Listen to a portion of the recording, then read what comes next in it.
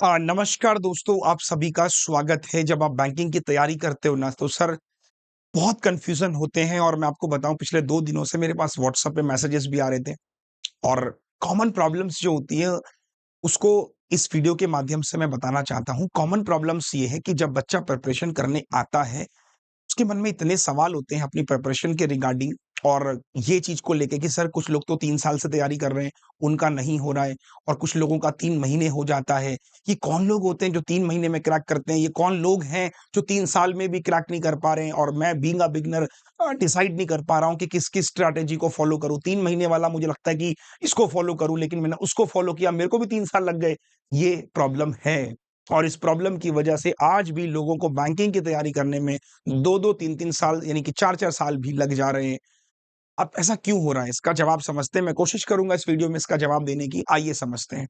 और जो bank exam हो या कोई भी कॉम्पिटिशन हो, उसको क्रैक करने के लिए 4 पैरामीटर ऐसे होते हैं जो मैं मानता हूँ कि अगर आपके बहुत अच्छे हैं, आप एग्ज़ाम क्रैक कर लोगे। अब ये 4 पैरामीटर कौन-कौन से हैं? आप बोर्ड पे देखिए।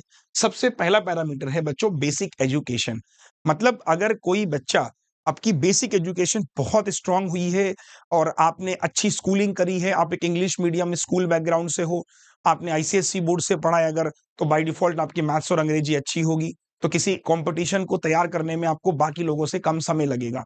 क्योंकि आपके फंडामेंटल्स, आपकी जो नींव है, वो आपकी थोड़ी-सी डेवलप हो रखी है ना? वो कहते हैं ना घर बनाने से पहले उसकी बुनियाद हल्की-फुल्की आपने भर रखी है, तो आपको समय कम लगेगा। तो अगर आपकी बेसिक एजुकेशन बहुत अच्छी है, आपने देखा होगा बहुत लोग ऐसे होते हैं जो फर्स्ट अटेम्प्ट में क्रैक कर जाते हैं। लास्ट ईयर का एग्जांपल बताता हूँ। All India rank 1 IBPS Amit Mandal, आपने देखा होगा उसके क्वांट में इतने अच्छे नंबर आए। अब उसके अच्छे नंबर आए इसकी ये रीज़न नहीं कि वो मुझसे पढ़ाई करता था या मेरे बैचेस से उसके नंबर आए, नहीं। उसमें एक बहुत बड़ा पैरामीटर ये भी था कि उसकी जो स्कूलिंग थी वो बहुत अच्छी थी बच्चों। उसकी जो बेसिक एजुकेशन है वो बहुत अच्छी है। आप समझ पा रहे हो? आप उस देखोगे अगर उसकी जो कॉलेज जिससे उसने पढ़ा वो बहुत अच्छा था, वहाँ उसकी स्कूलिंग काफ़ी अच्छी हुई। तो वो एक काफ़ी बड़ा रोल प्ले करता है यार आपके एग्ज़ाम्स को क्रैक करने में, ठीक? जैसे मेरा खुद ब्रदर इन लॉ है, आईसीएसई बोर्ड से पढ़ा, 12th में उसकी 90% ग्रेजुएशन में 85%, फर्स्ट अटेम्प्ट में उसने बैंक के सारे पेपर क्लियर किए, एसएससी, सीजीएल उसने फर्स्ट अटेम्प्ट में क्रैक कर लिया, now he is preparing for UPSC.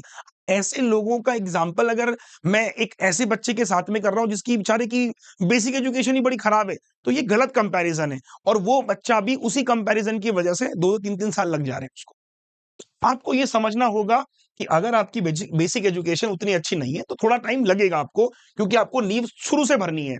दूसरा, आपने देखा होगा बहुत बच्चे ऐसे होते हैं जो ग्रेजुएशन के साथ-साथ प्रिपरेशन चालू कर देते हैं, तो उनके लिए भी काफ़ी जर्नी आसान हो जाती है। उदाहरण के लिए मैं कॉलेज के फर्स्ट ईयर में हूँ और मैंने तभी से ही अपना मैथ्स पढ़ना शुरू कर दिया। First year, second year, third year 3 साल में मतलब मेरा आराम से सिलेबस खत्म हो जाएगा। अगर मैं 2 घंटे भी डेली पढ़ूँगा ना, तो 3 साल में मेरा सिलेबस बहुत प्यार से खत्म हो जाएगा, आपको भी पता है। तो ये वाला बच्चा भी काफ़ी हद तक फर्स्ट अटेम्प्ट में पेपर निकाल लेता है। बोला सर सब कुछ तो पढ़ लिया 3 साल में, अब जाके एग्ज़ाम देना है, तो कर लेता है ये बच्चा भी, इसको दिक्कत नहीं होती। दूसरा बच्चा तीसरा कौन-सा होता है जो फाइनेंशियली फ्रीडम, मतलब वो छात्र जिसके पास में पैसों का कोई इश्यू नहीं है। मतलब उसके माँ-बाप ने उसको बोला कि भाई तेरे को हम कोर्स के पैसे दे रहे हैं, तेरे को किताबों के लिए जो किताबें चाहिए दे रहे हैं, लैपटॉप तुझे खरीद के दे रहे हैं, इंटरनेट तेरे घर में लगवा दे रहे हैं, एसी लगवा दे रहे हैं तेरे लिए, कोई दिक्कत परेशानी नहीं होगी, बस तेरे को पढ़ाई करनी है, एग्ज़ाम क्रैक करना है। तो यार इसको भी मतलब कोई ऐसी ज़िंदगी में लेथन नहीं है इसके कि यार मुझे ये भी करना है, मुझे वो भी करना है, आज घर का राशन भी लाना है। इस बच्चे के लिए भी बड़ा आसान होता है एग्ज़ाम क्रैक करना। मैं बहुत रियलिस्टिक बातें कर रहा हूँ आपके साथ में। और तीसरा हो गया आपका एनवायरनमेंट या फिर फ्रेंड सर्कल। जैसे कि आपने नोटिस किया होगा कि फ्रेंड सर्कल में बहुत बड़ा इम्पैक्ट डालता है। जैसे मैं अपना एग्ज़ाम्पल दूँ कि जब when I was in college तो हमारा एक फ्रेंड सर्कल था, जिसमें मैं अगर आज उन दोस्तों को देखता हूँ, तो हर कोई बंदा कोई इनकम टैक्स इंस्पेक्टर है, कोई कुछ है। तो एक बहुत बड़ा रोल प्ले करता है आपके दोस्तों का, क्योंकि आप जिन दोस्तों के साथ में रहते हो, उनसे काफ़ी इन्फ्लुएंस होते हो उनकी बातों से, वो कैसे बात करते हैं, आपका भी मन करता है। 4 लोग आपस में बात कर रहे हैं, अपनी प्रिपरेशन प्लान शेयर कर रहे हैं, तो बाय डिफ़ॉल्ट आपका भी मन करेगा कि यार मैं भी पढ़ूँगा। इसलिए मैं बोलता हूँ कि अपने दोस्त बड़े सही से बनाओ। ये डिसीज़न आपका ही होता है कि आप किसको अपना दोस्त बनाओगे।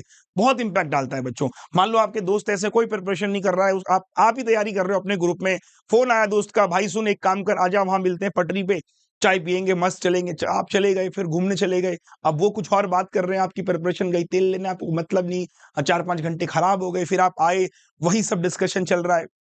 तो सर आपको पता है कितना इम्पैक्ट है, ये बिल्कुल सच बात है। अब ये तो बात ठीक है सर, अगर ये सब अच्छा होगा तो एग्जाम क्रैक हो ही जाएगा, अगर नहीं अच्छा है तो क्या करें? सुनिए भाई, अगर आपकी बेसिक एजुकेशन बड़ी खराब है, मैं आपको पर्सनल सजेशन ये दूंगा, आप अगर बेसिक एजुकेशन को अच्छा करना चाहते हो, उसके एक दो तरीके हैं। तरीका नंबर वन, अपनी पुरानी जितनी भी किताबें उनको उठाओ और पढ़ना स्टार्ट करो। 7वीं 8वीं 9वीं पढ़ना स्टार्ट करो। अब आपको लगेगा बड़ा सर चाइल्डिश सी बात कर रहे हो आप, क्या कोई 7वीं 8वीं किताब दोबारा पढ़ेगा? मैं बोलूँगा पढ़ोगे तो शायद कुछ मजबूत कर सकते हो। लेकिन ये बात भी सच है कि आदमी क्यों ही पढ़ेगा? अपना सिलेबस तो हम कर नहीं पा रहे। आप कह रहे हो सर वो भी स्टार्ट कर दो, तो मैं उसका एक सिंपल तरीका और बताता हूँ। आप ट्यूशन स्टार्ट कर सकते हो। आप ट्यूशन्स, होम ट्यूशन्स, आपने देखा होगा बहुत बच्चे ऐसे होते हैं जिन जो ट्यूशन अफोर्ड नहीं कर सकते। आप उनको ट्यूशन्स देना स्टार्ट कर सकते हो। मैं कह रहा हूँ वो आपको शायद 100-200 रुपए फीस दे पाएँ। बात यहाँ पर उस चीज़ की भी नहीं है। मैं आपको अपना किस्सा बताता हूँ, 10वीं क्लास में था बच्चों में, 10वीं, हाँ, 10वीं क्लास में था मैं, तो उस समय मैं 9th क्लास के बच्चों को ट्यूशन दिया करता था। उसका रीज़न क्या था, क्योंकि मुझे ऐसा लगता था कि मेरा 10th में बोर्ड है और 9 के मेरे कॉन्सेप्ट थोड़े-से लैग कर रहे थे। तो 9th में 9 के बच्चों को मैंने ट्यूशन देना स्टार्ट किया। मैं अपना रोज़ 1 डेढ़ घंटा निकालता था और 9 के बच्चों को पढ़ाता था, जिसमें से 3 बच्चे ऐसे थे जिनको मैं फ्री में पढ़ाता था। तो उससे मुझे पर्सनली क्या फ़ायदा हुआ कि शायद 10th में मैं टॉप कर पाया, अच्छे मार्क्स आ पाए। तो ये फ़ायदा आप ही का होगा, अगर आप किसी बच्चों को पढ़ाओगे 7वीं, 8वीं, 9वीं को, आपको लगेगा यार कंपाउंड इंटरेस्ट सर मुझे समझ में नहीं आया। लेकिन हाँ, जब मैंने उस बच्चे को पढ़ाया तो समझ में आया मुझे कि कंपाउंड है क्या? कैसे कंपाउंड 10% पे 44 हो रहा है, कैसे 20 पे 72.8 हो रहा है 3 साल का, तो ये समझ में आएँगी बातें, दिमाग और चलेगा। बात समझ पा रहे हो आप मेरा पॉइंट? तो ये इम्पैक्ट आपकी जो बेसिक एजुकेशन का है ना, वो ऐसे फुलफिल किया जा सकता है। इधर से हो सकता है कि आपका थोड़ा मनी वाला प्रॉब्लम भी रिज़ॉल्व हो जाए, अगर आपको अच्छा ट्यूशन्स मिल गया या आपने किसी ऐसी जगह ट्यूशन पकड़ लिया, लाइक होम ट्यूशन है, तो शहरों में होम ट्यूशन 2000 3000 मिल जाते हैं मेरे हिसाब से। ज़्यादा भी मिल जाते हैं हो सकता है, तो ये आपका थोड़ा-सा प्रॉब्लम रिज़ॉल्व करेगा, आप अपने एग्ज़ाम की फ़ीस भर पाओगे या बहुत सारे छोटे-छोटे 1-2 घंटे के पार्ट टाइम काम है जो एजुकेशन को लेकर हैं, वो आप करिए मेरे हिसाब से, उससे आपका ये अच्छा होगा। लेकिन tuition is the best option, ठीक है? उसके अलावा आपके जो फ्रेंड्स हैं, जो आपके दोस्त हैं, उनका चुनाव बहुत सही कीजिए। मतलब अपना जो भी ग्रुप बनाओ ना, वो ऐसा बनाओ कि यार एटलीस्ट कम से कम उसमें 1-2 बच्चे या तो बैंकिंग की तैयारी करने वाले हों या फिर सिलेक्टेड हो चुके हों। जिससे आपको ना मतलब पता हो कि यार मैं क्या कर रहा हूँ, सामने वाला क्या कर रहा है। कभी आपका नहीं पढ़ने का मन हुआ तो आपने अपने दोस्त को फ़ोन लगाया, वो पढ़ रहा है। एक अंदर से भी लगेगा यार वो पढ़ रहा है, मैं नहीं पढ़ रहा हूँ। ठीक है भाई, बाद में बात करता हूँ, मैं पहले पढ़ लेता हूँ। थोड़ा-सा ये काफ़ी इम्पैक्ट क्रिएट करता है आपकी पढ़ाई में। रही बात एनवायरनमेंट की, कई बार क्या होता है कि हमें ऐसा लगता है कि हमारे घर का एनवायरनमेंट उतना अच्छा नहीं है, हम फ़ोकस नहीं हो पा रहे या हमारा घर जहाँ पर है, वहाँ कंस्ट्रक्शन का काम चल रहा है, प्रॉब्लम आ रही है। आप लाइब्रेरी जॉइन कर लो। हो सकता है कि आपके घर में या आपके आस-पास लाइब्रेरी का भी ऑप्शन ना हो, आप क्या करें? अब उसका सॉल्यूशन सुनिए। अगर आपको ऐसा लग रहा है कि लाइब्रेरी का ऑप्शन नहीं है या फिर दिन में तो सर इतना शोर-शराबा, रिश्तेदार सब रहते हैं। मैं इस टाइम को ऐसे यूटिलाइज़ करता हूँ कि अगर ऐसी प्रॉब्लम आपकी आ रही है, तो आप सबसे अच्छा टाइम बनाइए रात का। मतलब आप बैठिए रात के 10 बजे और पढ़िए सुबह के 4 बजे, 5 बजे तक और दिन में सोइए। आप शिफ्ट चेंज कर दो ना। समझ पा रहे हो ना? अगर आपको ये प्रॉब्लम आ रही है सर दिन में तो इतना हल्ला होता है, कभी कोई रिश्तेदार आ गया, कोई नहीं, आप उनको आने दो, उनको मना भी मत करो, या आपकी जॉइंट फैमिली है, बड़ी फैमिली है, आने दो।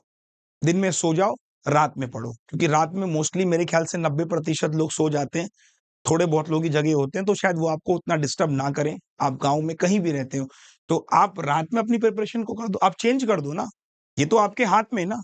अब ये मत कहना कि नहीं सर रात को तो सोना ज़रूरी है। अरे भाई दिन में सो जाओ, अब थोड़ा तो आपको कहीं न कहीं कॉम्प्रोमाइज़ करना पड़ेगा, बट रात में जो आपको एनवायरनमेंट मिलेगा शायद वो मॉर्निंग से ज़्यादा अच्छा होगा, डिस्टर्बेंस नहीं होगी। तो ये जो वीडियो बनाने का मेरा इंटेंशन था वो यही था कि अगर ऐसे सवाल हैं तो उनके जवाब मैं एक वीडियो के ज़रिए दे पाऊँ। अगर फिर भी आपके कोई सवाल रह गए हों तो कमेंट सेक्शन में डाल देना।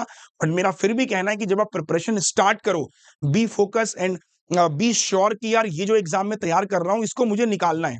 मैं आपको एक चीज़ और बताता हूँ, कई बार ऐसा भी होता है कि हमारा गोल तो बैंकिंग नहीं होता, हमें जाना कहीं और होता है, बट हमें ऐसा लगता है कि बैंकिंग एक ज़रिया हो सकता है अपनी मंज़िल तक पहुँचने का या जल्दी पहुँचने का। तो जब आप बैंकिंग चूज़ करो कि यार ठीक है, जाना मेरे को यूपीएससी है, बट हाँ, बैंकिंग मैं इसलिए कर रहा हूँ, एक स्टेबिलिटी मिल जाएगी, समाज में नाम हो जाएगा, तो उसको ना सेकेंडरी ऑप्शन ट्रीट मत किया करो। आप पहले सबसे पहले जो आपको यूपीएससी करना है उसको निकालो मन से, पहले बैंकिंग पे ही फोकस करो कि मुझे बैंकिंग एग्जाम क्रैक करना है। यूपीएससी का ख्याल मन में आ रहा कर बैंकिंग रे, तो ना मन वहां रहेगा ना मन यहाँ रहेगा, वो डाइवर्जन भी आएगा बच्चों। तो अगर आप में से बहुत बच्चे ऐसे हैं जिनका मन कुछ और है, बैंकिंग चूज कर रखा है, बिल्कुल मत सोचिए, इसी को फोकस करिए और टारगेट ना 1 साल का ही बनाया करो। जब तक आप लाइफ में टारगेट नहीं बनाओगे ना, वो चलता रहेगा कंपटीशन। तैयारी तो चलती रहेगी जब तक उम्र ओवर ना हो जाए। अगर आप सोच के देखो, सरकार बैरियर हटा दे कि भाई 30 साल के बाद प्रिपरेशन करना अलाउड नहीं है या फिर 28 साल के बाद, तो आदमी तो 40 साल तक तैयारी करता रहेगा, वो नौकरी भी नहीं करेगा। तो मेरा मानना ये है कि आप भी एक टारगेट खुद का बनाओ कि आज मेरी एज क्या है, मुझे इतने साल में एग्जाम क्रैक कर लेना है, इसके बाद सर मैं नहीं दूंगा। वरना तो मैं देखता हूं 22 साल से प्रिपरेशन शुरू करी, 30 साल हो गए, भरे जा रहे हैं फॉर्म। ऐसा मत करिए, 1 साल 2 साल मैक्सिमम रखिए और इसी में एग्जाम क्रैक करने के लिए खुद को पूरा समर्पण दे दीजिए। ठीक है सर, चलिए उम्मीद करता हूं कि ये वीडियो काफी इंपैक्टफुल होगी। अब रही बात मेरी क्लास की, तो मेरी क्लास वापस से शुरू हो जाएंगी 8 बजे। कल से शुरू कर रहा हूं 151 क्वेश्चन की अर्थमेटिक की सीरीज, पार्ट 1 से पार्ट 10 तक। हर दिन 15 सवाल होंगे, पीओ लेवल और क्लर्क लेवल ऑल्टरनेट पे चलेगा। कल हम पीओ लेवल के सवाल करेंगे, फिर क्लर्क, पीओ क्लर्क, ऐसे करके 15-15 क्वेश्चन, जिससे आपको आइडिया होगा कि क्लरिकल के क्वेश्चंस कौन से होते हैं और पीओ के क्वेश्चन कौन से होते हैं। शाम 5 बजे आज क्लास होगी हमारी स्पीड मैथ्स की, 26 सेशन हमारे इसमें हो चुके हैं, तो उसके आगे की क्लास होगी। और रात 9 बजे हमारी डीआई की क्लास होगी इसी चैनल बैंकर्स पेपर। तो क्लासेस वापस से मैं स्टार्ट करूंगा। जो क्लासेस आपकी मिस हो गई हैं, जाइए उनको देखिए। और इस वीडियो के साथ में जितने भी सवाल मैंने आपके लिए, उम्मीद करता हूं कि आपको थोड़ी क्लैरिटी होगी। 2 साल, 1 साल, 1.5 साल, बस इससे लंबा गोल मत बनाओ। अगर आप बना और लिख दो यार, मैं कह रहा हूं लिख दो टारगेट में कि इस डेट तक नौकरी ले लेनी है। आप इस बात को मान लेना, जो डेट आज आप लिखोगे ना मेरे कहने पे, सर 6 महीने ऊपर होंगे, 6 महीने ही उससे ऊपर हो सकते हैं, लेकिन साल भी ऊपर नहीं होगा। आप लिख दो कि सर एग्जाम्पल 2025, कोई डेट लिख दो सर आज आप, और फिर आप मुझसे बात करना कि सर आपने कितनी सही बात बोली थी उस दिन। जब आप अपने दिमाग को टारगेट देते हो ना, जब आप अपने जैसे आप गूगल पे आप वो लगाते हो, मैप लगाते हो ना, मैप, तो मैप आपको दिखाता है ना कि 40 मिनट में पहुंच जाओगे। इमेजिन करो अगर मैप ही ना हो, चल रहे हो, मन हो जाएगा, आप क्या करोगे, बीच में रुक गए, चाय पी ली।